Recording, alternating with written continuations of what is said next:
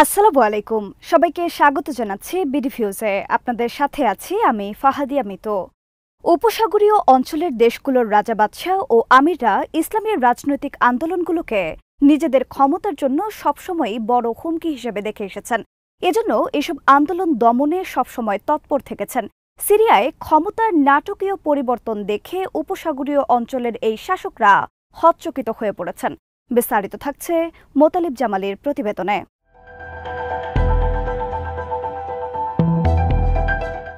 সিরিয়ার president Bashar আল আসাদ সরকারের আকস্মিক পতনে সৌদি আরব, সংযুক্ত আরব আমিরাত ও মিশরের শাসকরা কিংকর্তব্য বিমূঢ় হয়ে পড়েছেন।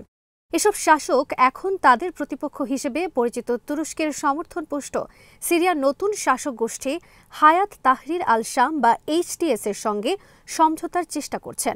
একই সঙ্গে তারা সিরিয়া পরিস্থিতি নিয়ে যুক্তরাষ্ট্রের সাথেও যোগাযোগ রাখছেন।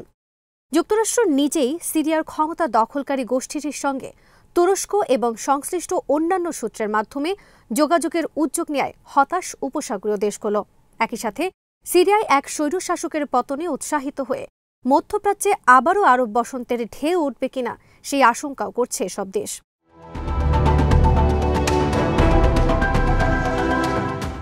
সিরিয়া নিয়ে মধ্যপ্রাচ্যের দেশগুলো তুরস্ক ও পশ্চিমা কূটনীতিকদের সঙ্গে জর্ডানের আকাবায় আয়োজিত এক সংলাপে যোগ দেওয়ার পরে সাংবাদিকদের কথা বলেন মার্কিন পররাষ্ট্রমন্ত্রী অ্যান্টনি ব্লিংকেন।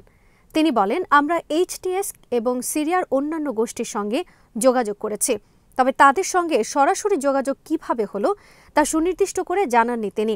তবে এই বক্তব্যের মাধ্যমে যুক্তরাষ্ট্র এটা স্পষ্ট করে দিয়েছে, যুক্তরাষ্ট্র সিরিয়ায় নিজের অবস্থান ধরে রাখতে সাময়িকভাবে হলেও HTS এর সাথে কাজ করতে প্রস্তুত রয়েছে। এটি যুক্তরাষ্ট্রের একটি সুস্পষ্ট বার্তা সব পক্ষের জন্য।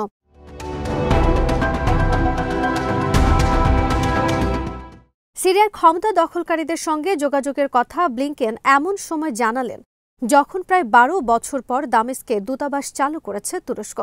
সিরিয়ার অভ্যন্তরীণ সংঘাতে গুরুত্বপূর্ণ ভূমিকা পালন করেছে তুরস্ক। দেশটি সিরিয়ার উত্তর পশ্চিমে যথেষ্ট প্রভাব বিস্তার করে এবং সেখানে সশস্ত্র গোষ্ঠীকে অর্থায়নও করে। পাশাপাশি বাশার আল আসাদকে উৎখাতের অভিযানে নেতৃত্ব দেয়া HTS এর সঙ্গে কার্যকর সম্পর্ক বজায় রাখে আঙ্কারা।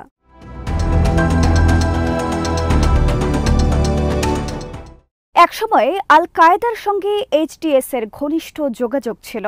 এজন্য HTS-কে একটি সন্ত্রাসী সংগঠনের তকমা দিয়েছিল যুক্তরাষ্ট্র ও উপসাগরীয় আরব দেশগুলো।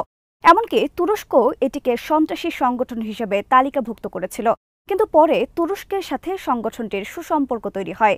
একজন ঊর্ধ্বতন পশ্চিমা কূটনীতিক সংবাদ মাধ্যম মিডল ইস্ট আইকে বলেন, যুক্তরাষ্ট্র তুরস্কের মাধ্যমে ব্যাক চ্যানেলে HTS এর সাথে যোগাযোগের চেষ্টা করায় মধ্যপ্রাচ্যে যুক্তরাষ্ট্রের অন্যতম মিত্র সংযুক্ত আরব আমিরাত অনেকটাই হতাশ।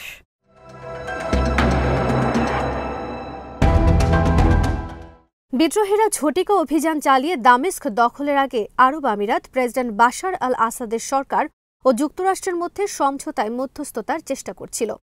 আমিরাত সরকারের এই উদ্যোগের লক্ষ্য ছিল সিরিয়ার মাধ্যমে ইরানের অস্ত্র সরবরাহের রুটটির অবসান ঘটিয়ে বাশারকে ক্ষমতায় টিকিয়ে রাখা, একই সাথে দেশটির ওপর থেকে মার্কিন অবরোধ প্রত্যাহারের ব্যবস্থা করা।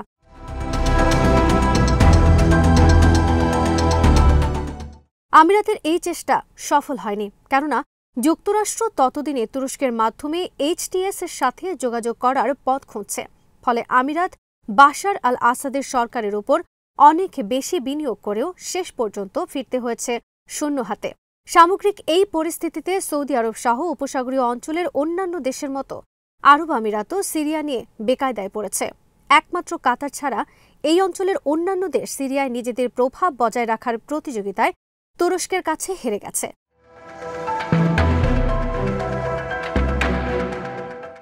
2011 সালে আরব বসন্ত নামের যে গণ আন্দোলন ছড়িয়ে পড়েছিল আরব বিশ্বে, তাতে সমর্থন জানিয়েছিলেন তুরস্কের প্রেসিডেন্ট রিসেপ তাইপ এরদোয়ান।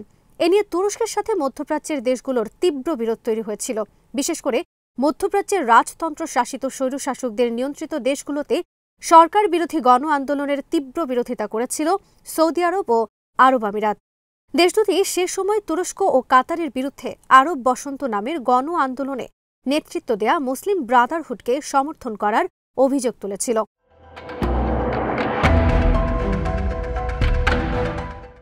সে গণ আন্দোলনে সিরিয়ার বিরোধীদের প্রতিও তুরস্ক সমর্থন জানানোয় প্রেসিডেন্ট বাশার আল আসাদের সাথেও এরদোয়ানের সম্পর্কে অবনতি ঘটে। এর ফলে সিরিয়ায় তুরস্কের দূতাবাস বন্ধ করে দিয়েছিল আঙ্কারা।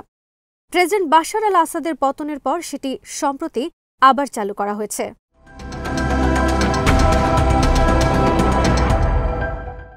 সাম্প্রতিক বছরগুলোতে মধ্যপ্রাচ্য সহ আরব বিশ্বের শাসকরা লিবিয়া সহ এই অঞ্চলের বিভিন্ন দেশের প্রক্সি যুদ্ধগুলোতে নিজেদেরকে বিরোধী অবস্থানে রেখেছিল। কিন্তু পরিস্থিতি স্থিমিত হয়ে যাবার পর এই শাসকরা তুরস্ক ও কাতারের সাথে সম্পর্কের উন্নতি করার চেষ্টা করে। 2017 সালে কাতারের ওপর অবরোধ আরোপ করা সৌদি আরব উপসাগরীয় অঞ্চলের ছোট্ট কিন্তু প্রভাবশালী এই দেশটির সাথে সম্পর্ক মেরামতের উদ্যোগ নেয়। কিন্তু আরব আমিরাতের সাথে কাতারের সম্পর্কের টানাপোড়েন এখনো চলছেই।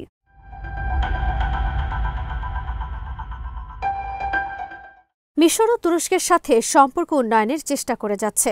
আরব বসন্তের ঢেউয়ে ক্ষমতাচ্যুত হন মিশরের 3 দশকের স্বৈরশাসক হোসনি মোবারক। পরে দেশটিতে প্রথমবারের মতো গণতান্ত্রিকভাবে প্রেসিডেন্ট নির্বাচিত হন মুসলিম ব্রাদারহুডের নেতা মোহাম্মদ মুরসি। কিন্তু সেনাপ্রধান আবদেল ফাত্তাহ আল সিসি সামরিক অভ্যুত্থানের মাধ্যমে তাকে সরিয়ে নিজেই প্রেসিডেন্ট হন।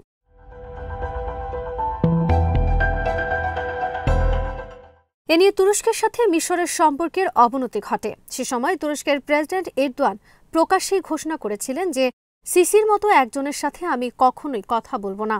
এখন মিশরও চাইছে তুরস্কের সাথে সম্পর্কের উন্নতি ঘটাতে। এ লক্ষ্যে প্রেসিডেন্ট সিসি চলতি বছর প্রেসিডেন্ট এরদোয়ানের সাথে দুবার সাক্ষাৎ করেছেন।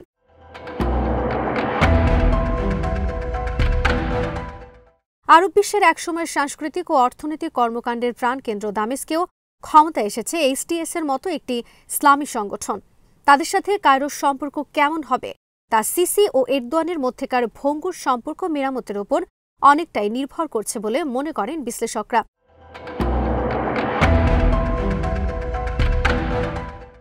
এ সম্পর্কে মিশরের একজন কূটনীতিক মিডল ইস্ট আইকে বলেন, সিরিয়া সহ মধ্যপ্রাচ্যে তুরস্কের প্রভাব যে বাড়ছে তা স্পষ্ট। আর মুসলিম ব্রাদারহুড যে ধরনের মুসলিম হওয়ার স্বপ্ন দেখেছিল তার চেয়েও অনেক বেশি মুসলিম হচ্ছে এইচটিএস। ফলে সিরিয়ায় মুসলিম ব্রাদারহুডের উত্থান ঘটতে পারে।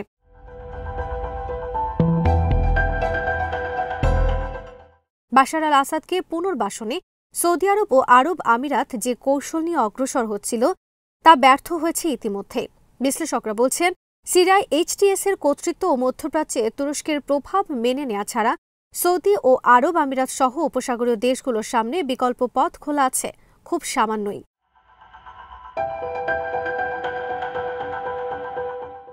এইচটিএস এর রাজনৈতিক বিষয়ক দফতর সৌদি আমিরাত, মিশর ও জর্ডানের রাষ্ট্রদূতদের সাথে বৈঠক করেছে বলে বিভিন্ন মিডিয়ার খবরে জানা গেছে। কাতার বাশার আল আসাদ সরকারের সাথে সম্পর্ক স্বাভাবিক করার বিরোধী ছিল। পট পরিবর্তনের পর এই দেশটির দামেস্কে তাদের দূতাবাস আবার খোলার ঘোষণা দিয়েছে।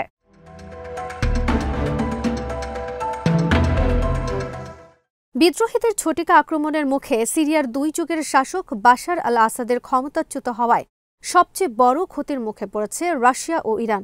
শেষ মুহূর্তে এসে বাশার আল আসাদকে টিকিয়ে রাখতে তারা তেমন কোনো সাহায্য করতে পারেনি।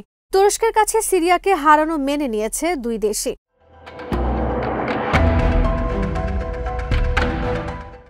বাশার আল আসাদের পতন রাশিয়ার জন্য একটি বড় ধাক্কা হিসেবে দেখছেন বিশ্লেষকরা। কারণ বাশারকে ক্ষমতায় টিকিয়ে রাখার লড়াইকে পশ্চিমা বিশ্বের বিরুদ্ধে মস্কোর লড়াই হিসেবেই মনে করত রাশিয়া। মধ্যপ্রাচ্যে ঘনিষ্ঠ মিত্র বাশারকে হারানো বৈশ্বিক পরাশক্তি হিসেবে রাশিয়ার অবস্থানকে দুর্বল করবে নিশ্চিতভাবেই। এতদিন মধ্যপ্রাচ্যের নানা বিষয়ে রাশিয়া ভূমিকা রাখতে পারলেও এখন আর দেশটির সেই ভূমিকা তেমন থাকছে না।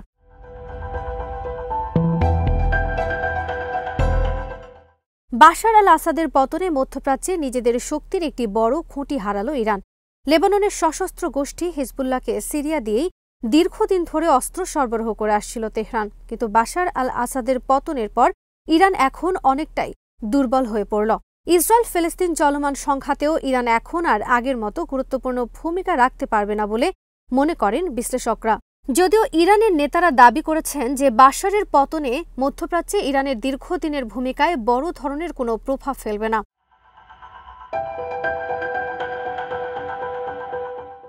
বিশ্লেষকেরা বলছেন, বাশার আল আসাদের পতন মধ্যপ্রাচ্যের ভূ রাজনীতিতে বড় ধরনের পরিবর্তন আনতে পারে, আর এই পরিবর্তনটা কি ধরনের হতে যাচ্ছে তা আগামী কয়েক বছরের মধ্যে স্পষ্ট হয়ে উঠবে সংশ্লিষ্ট সব পক্ষের কাছেই।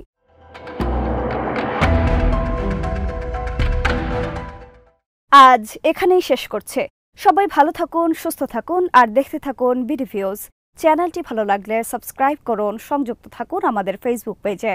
আল্লাহ হাফেজ।